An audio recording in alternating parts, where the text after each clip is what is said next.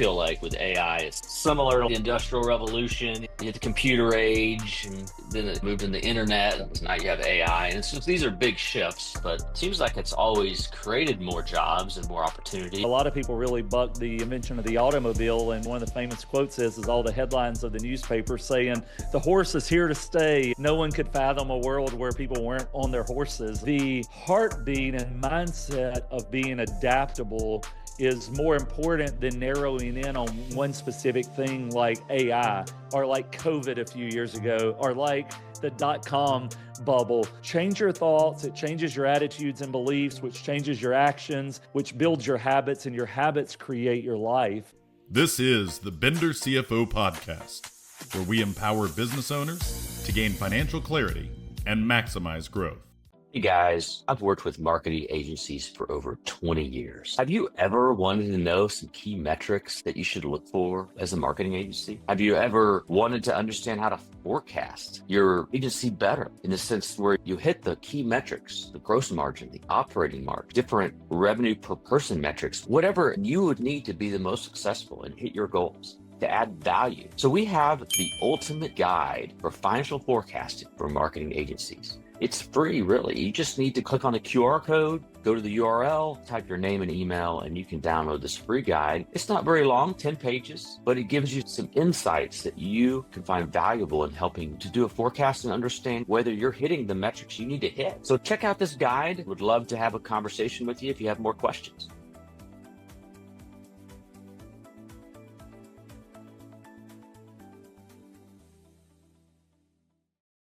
I just had an interview with Justin Winstead. He really had some great topics that he talked about, all about adaptability, how adaptability is just an important thing that you need to have to be successful in life and business. We talked a little about AI, which is a big trend. We talked about his book, Become an Improver. It's just, there's so many different aspects to life, living, how to really be a person that combines relationship with God, what your purpose, your divine purpose is, with your natural purpose. There's many different discussion points. We even ended up talking about rucking. If you don't know what rucking is, listen to this and find out. I really think you'll enjoy this conversation with Justin Winstead. Hello, welcome to the show. I'm really excited about today's guest, Justin Winstead. Justin is the guy behind the Improver Group. He's a coach, he's a consultant, and honestly just one of those people who's all about helping others grow, whether it's in leadership, business, or individual development. With 25 years of experience in leadership and coaching, Justin brings a ton of real-world insight to the table. He's worked with all kinds of organizations and individuals to help them get clear on their goals, take action, and make lasting improvements. And in 2024, he published Become an Improver, a challenge to escape average and unleash greatness. Justin's also really involved in his community and is passionate about helping people find purpose and fulfillment in both their personal and professional lives. So today we're diving into his journey and some powerful tools and ideas that he uses to help others thrive. So let's get on it, and please welcome Justin to the show. Hey, Justin. What's up? How's it going? Glad you could be here today. And I've known Justin for quite a while. He started a business a little before me, and then we've done a few different things since then. But I guess we're pushing 9 years or so, almost a decade since I first met you. But anyway, I was showing you this book here. This was something that Justin talked about for a while, and he got it published last year. It's a great book, and there's tons of coaching advice. And so I'm just curious, just tell me a little bit about, you've made a shift a little bit in the last few years about becoming more of a business coach and consultant and that kind of thing. So what inspired you to go down that path? Yeah, thanks for letting me join you here. And hopefully those who are tuning in will find a lot of value in our discussion today. The big picture for me with the idea of the book, but also business coaching in general, is a phrase we use around our home called altered trajectory. And what that simply means for me is I look back over my life and there were certain things, there were events, there were factors that put me on a completely different life trajectory. And one of those big factors are people who poured into me, who gave me wisdom, encouragement, accountability, affirmation along the way. And they may not have called themselves a coach or a mentor, but they certainly were those things in my life. As I got into the professional circles, I hired out business coaches, and they continue to significantly increase the life trajectory for me. So I'm just trying to pay it forward. I want to give back the things that helped me to enjoy a greater life than I ever dreamed possible. And I try to do that on a daily basis through conversations in my business. But the book seemed like a better way to multiply my message out to those who maybe don't have the time or resources to hire a coach. They could still get a lot of good information that I hope would help them to improve their trajectory. Yeah, it's great. Yeah, speaking of this book, I mean, how do you follow this in your coaching? How do you use this book really specifically here? I was scanning through here because I had an opportunity to read an early manuscript. So this was got it later, and I was looking through it and made some upgrades. But this was one of my favorite parts: the different promises of God and promise of provision, promise of peace, promise of protection, power, promise of presence. And I guess one of the things about you is that you're helping people in their life and in their business, and then obviously you have a strong Christian focus in your coaching. I mean, how do you use this book in your coaching? Yeah. So the book actually has a lot of the models, but it's really two things primarily. The book is it's a lot of my philosophy on how to actually view life and how you can improve, whether you're talking about personal improvements at home with the family and your relationships, or whether you're talking about trying to level up as an entrepreneur, leader, or business person. And so it really undergirds a lot of my philosophy when you read the book, but there's also mindsets and habits, which is the majority of the book is saying, what are the mindsets and habits that an improver takes upon himself or herself, and how do you live those out in a very practical way? So there's lots of models, there's tools in there with checklists. And one of the things that came up in a lot of the reviews is this is so practical. Sometimes in the coaching world, everything's touchy-feely, lives in the 50,000 foot view. And people are like, what does this actually mean on Tuesday? So I tried to boil it down into some practical, applicable steps that people could take. The section you were reading about the promises of God, that is in a chapter called Be on Purpose. And so one of the daily habits of someone who is consistently improving is someone who's living with intentionality and purpose. And in that chapter, I draw the distinction between someone's natural purpose that leads them to profit and their divine purpose that leads them to peace. And the divine purpose for me means that you were created for a reason. You were put on this planet with a mission, and that God's given that to you, and you should try to discover that. And ultimate peace is found when you're living out your divine purpose. And part of the way you know your divine purpose is reflecting on God's promises, but also trying to sense where is He pulling. Now, not everyone I deal with is a believer. And so I say, I can help you find your natural purpose without God even coming into the equation, really. Your natural purpose is lining up your passions, your proficiencies, where are there problems and pressures that you can help solve, where are there people and places that make up a market. That can lead you to profit in life, but it ultimately doesn't lead you to peace. And so those are the kind of things that we get into in the book is how do you win regardless of your belief? But I always feel like the believer in God and Christ has a significant advantage, and the book goes deeper for that audience. Yeah, no, that's great. That's great. I appreciate that. And I think that in leadership, and one of the things that you've done is you've had some really great coaching around leadership and how to grow and lead your business and your family. And so I've really appreciated that.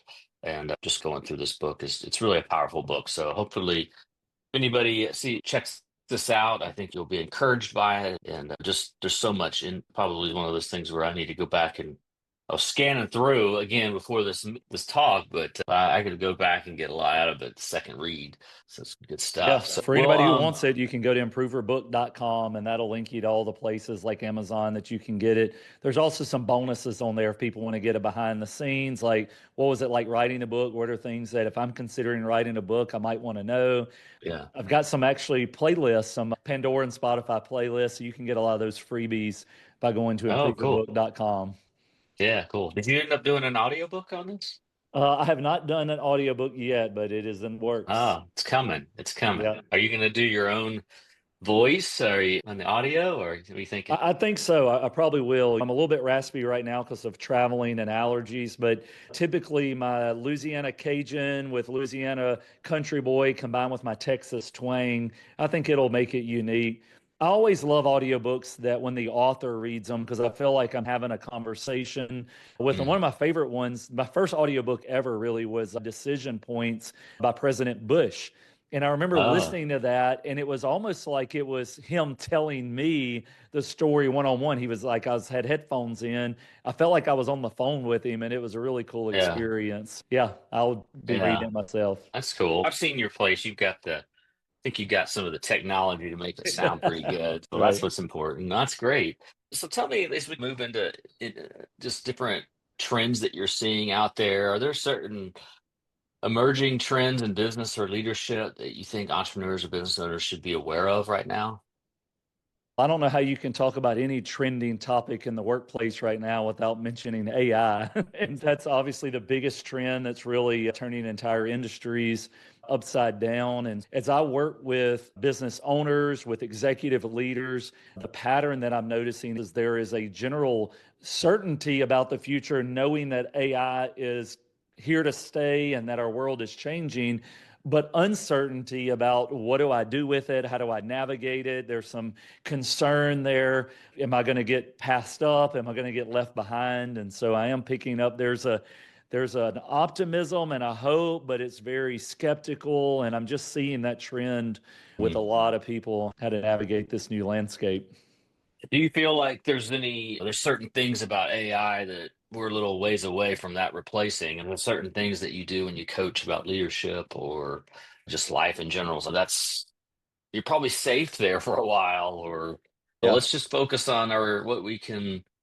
There's a lot of things out of our control, and AI and what AI will do to our jobs, who knows how long in the future is out of our control. So we can't be worried about those types of things. We have to learn about them and study them. That's what I've been telling people. And I feel like with AI, it's similar to the Industrial Revolution it did, and then you had the computer age, and then it moved in the internet and all the things the internet did. Yeah. And now you have AI. And it's just, these are big shifts, but it seems like it's always created more jobs and more opportunity, and only for the people that stay up with them. If you don't know how to Yeah. use a computer, it'll be hard. You know what I mean? But if you know how to use AI well, yeah, I mean that's been my perspective. But Yeah. what do you suggest in coaching and talking to people about that?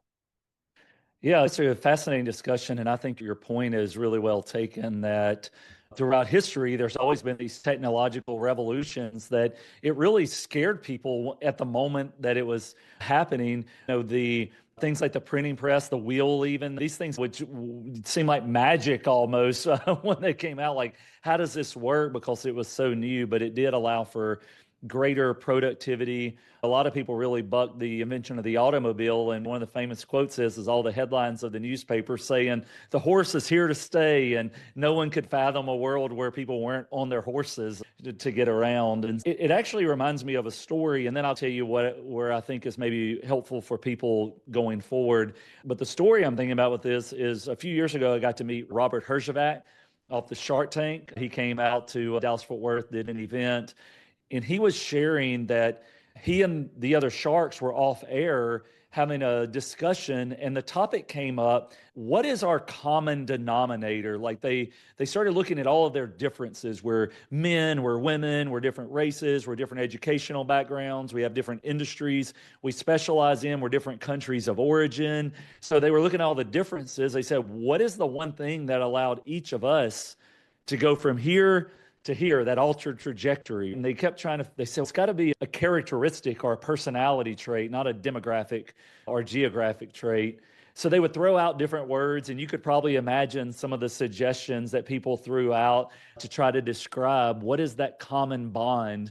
One of the words was hustle and grit and hard work. They talked about that. And Herjavec said, guys, he said, I'm borderline lazy. My success is in large part due to building systems that were automated that could run on their own and being really good at delegating. He said, I don't really consider myself like the hard work, grit, get it done. They're like, okay, maybe it's not that. So then they kept talking, and then somebody said, well, maybe it's passion. It's passion for your services and products that really helps you to be successful. And Mr. Wonderful said, I'm not passionate, guys. I'm just greedy. I'm just here for the royalty, for the money. He was just honest. So they're like, maybe it's not passion. And then finally, somebody said a word, I think it was Damon John. He said, guys, what about adaptability? And they all looked at each other and started nodding. It was like, that's it. That's the word. They said, no matter what comes our way, we're going to be flexible. We're going to be nimble. We're going to adapt. They even added on and said, you drop any of us off in the middle of Africa in the jungle with nothing but the clothes on our back, we're going to gripe and complain for a little bit, but then we're going to get up, brush ourselves off, and figure out, how do I build a multi-million-dollar business out here? They're just going to see how to make it happen. And I say all that to say the heartbeat and mindset of being adaptable is more important than narrowing in on one specific thing like AI or like COVID a few years ago or like the dot-com bubble. We can get in on this, but the principle has to be, how do I remain and stay adaptable and know when to pivot and when to stay the course? And that's a really tough deal for leaders and business owners, but adaptability is an important trait. Yeah. Oh, I like that. That's a good story. And I definitely have seen that a lot in my career, how adaptability is hugely important. All the other things have some value. I've never really liked the hustle one Yeah, word. For it's a whatever reason, fallacy. that just Yeah. seems exhausting. It makes sense. You have stretches of time where you got to push through, Yeah. but it's When not you a and I first sustainable met, model. that's right. When you and I first met, Shane, and maybe when I first heard of this guy, it was over 10 years ago. So it was roughly the time you and I connected. But I remember this leadership life coach guy, and his whole tagline was sleep is for suckers. And his idea was is Oh, that you don't sleep, you just grind. And I tried that for a little while, and it really had negative impacts on my wife, on my health, on my parenting. It was just not good. And I do think a lot of people are falling prey yeah. to the hustle fallacy.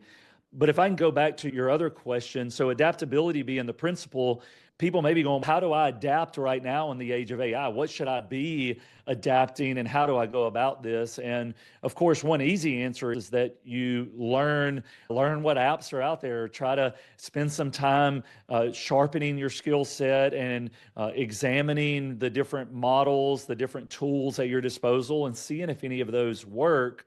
But I would actually say that what I think is going to happen is AI is going to allow us to be so efficient at our work that we're going to be able to increase productivity on a massive scale and get more done in less time.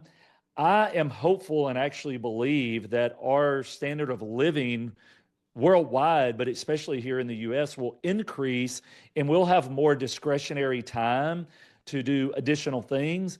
So I think the people who are truly adapting the best right now, they know that relational intelligence is the way of the future. If you hinge your job on a transactional task that you do, I do think you have cause for concern that your business might be replaced. But if you are not basing it on transaction, but on relationship and on providing value on the human to human connection, I think people are really going to desire that. I think there's going to be more opportunities to truly connect and bond. And people are thirsty right now for genuine relationships. People are hungry to feel true connection and belonging because they're not getting it in the digital world. So I would say if you're a leader, a business owner, an entrepreneur, and you figure, how do I adapt? Continue to do what you need to do in your skill set, but work on your relational connection with those around you. Figure out how to be a better communicator, how to be a better leader, how to have more self-awareness and self-control. That the future belongs, I think, to those people. That's great. I agree wholeheartedly. And I've been trying myself to do a little bit on AI every day or a few times a week. Personally, ChatGPT is my preference, but things keep changing. Yeah. And every time I go in there, every once in a while, I'll do something that's got a new feature and it's just changing all the time. So you just have to keep using the technology and learning them. But you're right, relationships are that's going to be the hardest thing for AI to take over, just being able to listen and lead and I've been going through this book recently. It's really a more relationship type book called Let Yeah, Them, or the Let Them Theory. Sorry, that's let what them. the Let Mel Them Robbins, I Theory. think, right?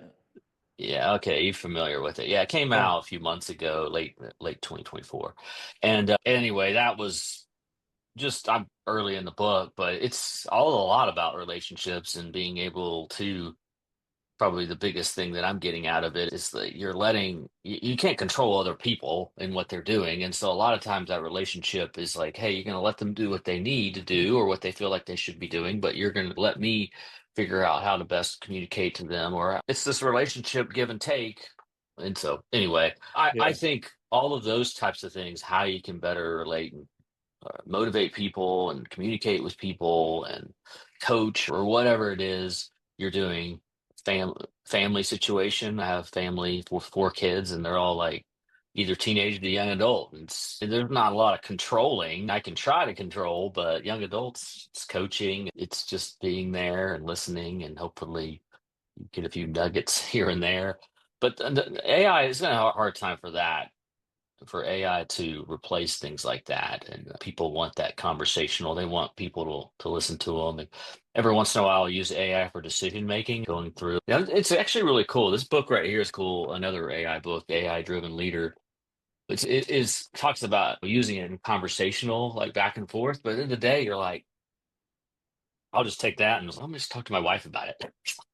yeah, So it was helpful, but it didn't get you all the way to the finish line. yeah, Anyway, I just want to talk a little bit more in shifting gears a little bit to the finance side, because obviously what I do in doing fractional CFO services for clients and really helping small businesses grow and understand where they're headed and make better decisions. But as you're a business coach, and you've actually done some other things where you're investing in other businesses and have to look at the financial aspect of things, how do you feel like what makes for a strong and productive relationship between a coach, advisors, financial professionals, other consultants, that kind of thing? yeah. Well, one of the things that I always talk about is having the heart of a teacher. And so, really, people need to be empowered whenever you're working, really. And it doesn't matter if you're talking about a financial advisor or a leadership coach or, your boss at work. At the core of us, we all want to feel empowered by those who are leading us. One of the phrases that we use often in our leadership company is we want to encourage you to be a liberating leader. A liberating leader creates a culture of empowerment and opportunity. How do you become a liberating leader? We say you fight for the highest possible good of those that you lead. So, answering your question in one part is a really good advisor or any professional should be fighting for your good, not theirs. And you can typically sense that. And you go buy a car and you get the one guy who's super greedy and he's just trying to sell another car because he's trying to get some promotion or some award. Maybe you get another guy or gal and they're trying to sell you a car because they're trying to make rent that month. One's greedy, one's needy. The problem is both of those people are focused on themselves. You want to get the guy or gal who is there to serve you and to put you in the best vehicle for your needs. That's what we're most attracted to. So then the question is, how do I become the type of person who fights for the highest possible good of those that I lead and serve? And the two categories that I would say is, do you have an advisor? Do you have whoever you're working with? Can they balance support and challenge? Because what you have is you get some people who they're way too nice to their clients. So they only give them the good news. They talk with them in very tentative, hesitant phrases. And so you're just like, man, every time I get around the guy, he's so nice to us. But then you wonder, am I being told the hard truths? Are my blind spots being identified? There's another type of advisor who they're big on the challenge side, and so they'll call people out, but man, it feels rough sometimes, feels like tough love, and that's not always enjoyable either. But for the financial professional and the leadership coach, the boss, whoever who can balance being supportive and being challenging, they put themselves in a really good spot to lead their people well and create those empowerment opportunities. Yeah, no, that's good. Yeah, support versus challenge. That we talked about that, and it's an interesting matrix there to figure out where you are and where you land on that, and what's the best. approach to help other people. Yeah, I like that. So tell me what drives you and your passion for coaching and helping others grow. Yeah, I hinted at this a little bit earlier, but my background, I'll do the quick story here, is that I was raised in rural Northeast Louisiana. My dad, a hardworking person, but he dropped out of high school, did manual labor his whole life. My mom was a public school teacher. We had siblings. Our income was low. Our financial literacy was even lower. And so we really struggled and scraped to get by. I can remember looking through the floor of our trailer house and seeing the ground underneath because we didn't have solid flooring. When it would rain, we'd get buckets and bowls because our roof leaked. And it was just hard growing up. And I realized there was the haves and the have-nots, and I was on the have-nots side of the equation, and that was really difficult. But then you fast forward to today, how do I end up being an author? I get to travel around the world, both doing family trips, but also just got back from Patagonia recently. I've done Mount Blanc. I'm investing in businesses, living in $1 million home. Like, how does somebody go from like trailer park kind of way of living to having impact on others, being able to have an incredible life? And it was really people speaking into my life that helped me to think about things in a different way. And if you want different results, you have to have different habits. If you want different habits, you have to have different individual actions. Actions are the results of attitudes, and attitudes come from the thoughts that you put in your mind. So if you want to be an improver, if you want to be somebody who changes their life trajectory, change your thoughts. It changes your attitudes and beliefs, which changes your actions, which builds your habits, and your habits create your life.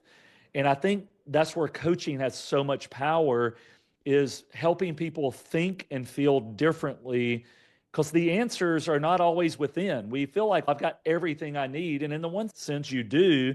You can be anything you want to be, and God's given you all of the resources that you need. But on the other hand, sometimes we need other people to help draw that out. One of my favorite things that you and I had in our men's group many years ago was these, I call them no BS talks. It was no blind spots, but we would say, hey, I think you may have a blind spot. You keep talking about this problem, but you're blaming the problem on them. But what can you do on this? And we would challenge one another in that conversation, in those meetings. And that was so helpful for me. And that's what I think coaching can really do, is have someone who pushes you to higher levels.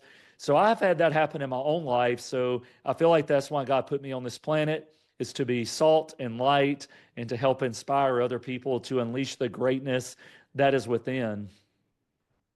Yeah, it's a great answer. Definitely motivating. And I always feel like a lot of it has, you don't want to put too much emphasis on that mindset and that initial kind of soundtrack going on in your head and what you're telling about yourself. And obviously, as a believer, why I led with what God is done for us, being our provider and our protector and our, it's just our peace. And I think sometimes, you're either mentally getting in a better, you get physical shape, you get mental shape, you get all those different types of parts. I do think that you can atrophy mentally from time to time. It's like you've Yes. got to have those things that you're saying, and to that soundtrack you mentioned in that book, that in fact, you actually introduced a book to me called Soundtracks. I Yeah, think that was right. a few years John ago by Acuff. John Acuff. Yeah, it's Yeah. a good one. It's another good one for self-talk and how to like reconfigure those Yeah, those that's really what's yeah. deciding our daily life. Is we think our conscious mind, we're like, I'm logically making the right decisions, but the majority of us, the majority of the day, we are reacting to what we've actually, the soundtracks that we've chosen to let play in the background, our subconscious that by nature of the definition, you're not aware of it, but you can put things into your subconscious. And that's the stuff that's really guiding it. It's the things that's causing us to have an extra bit of drive, an extra bit of hunger, an extra bit of discipline and dedication. And so our thoughts Mhm. really, really do matter and have a big impact. There's another book that you and I've talked about in the past. It's Marshall Goldsmith, What Got You Here Won't Get You There. And the Mm. problem is that sometimes one mindset gets us to a certain level of success, but that same mindset will not get us to the next level. And it's really unfair. I'm a country boy, and out in the country, if something breaks, you roll up your sleeves, you go borrow tools from neighbors, you do what you have to do, and you fix it. A large part of my professional success is because I've done that exact thing, is I fix the problem. But then you realize that only gets you to a certain level. Then you need to develop a new skill set that helps work through others to solve problems. That's a whole different deal. So what got me to one level doesn't get me to the next level. Yeah, that's great. That's great. I've really enjoyed this time talking through some of these insights. Is there any last points or thoughts or things that you want to talk about that you want to share with us today? Yes. So the last thing I would share is, again, my contact information, just so you know, improvergroup.com. You can go there and inquire about some of the things that we do. But probably one of the things I'm most excited about right now that really pulls a lot of this together that we talked about today is I've started doing something called Improver Rucks. And if you're not familiar with a ruck, R-U-C-K, a ruck is simply walking outside or hiking with a weighted vest or backpack. On average, you burn 3 to 5x the calories that you would have done on that same walk just by carrying a vest, usually 10-15% of your body weight. So these rucks have been a lot of fun for me. I've really enjoyed doing those in preparation for hiking trips, etc. One of the things I've started doing on these improver rucks is going with other people for the sole purpose of building them up outdoors while we're moving. We're doing coaching on the trail. And so if you are interested in that, I'd be happy to talk with you about it. But my main encouragement here is to think about improving, think about mindset, thinking about relational connectivity, a lot of these topics we discussed. If you would consider going on walks with people who build you up, I think that's probably some secret sauce that a lot of people don't have right now. And I think it could be life-changing for you to find some good people to meet up with daily, weekly, or even monthly. Get outside, walk, and then use it as an encouragement time. And I think you'll find that it leads to better mindset, leads to better productivity and performance. Wow, that's a great idea. Sign me up. There you go. I like hiking. I guess I need to get myself a little special rucking vest or something. If you come with me, I've got you covered. I've got multiple vests and backpacks of different sizes and weights. Awesome. You can come sample them out with me, and then you can, if you want to buy you one later, you can. And I'm doing them Sign me up. That sounds great. Yeah, Sounds like a good idea. Cool, man. Thank you a ton. Yeah, no, Justin, it was great talking with you today, and I appreciate your insight and appreciate you coming on the show. Thanks a lot. You have a great day. Thanks, you too. Thanks so much for listening to the Bender CFO podcast. Help us out by subscribing on YouTube so you don't miss another episode, or listen to us on Spotify and rate us 5 stars so more people can get this content to help their businesses grow and be successful.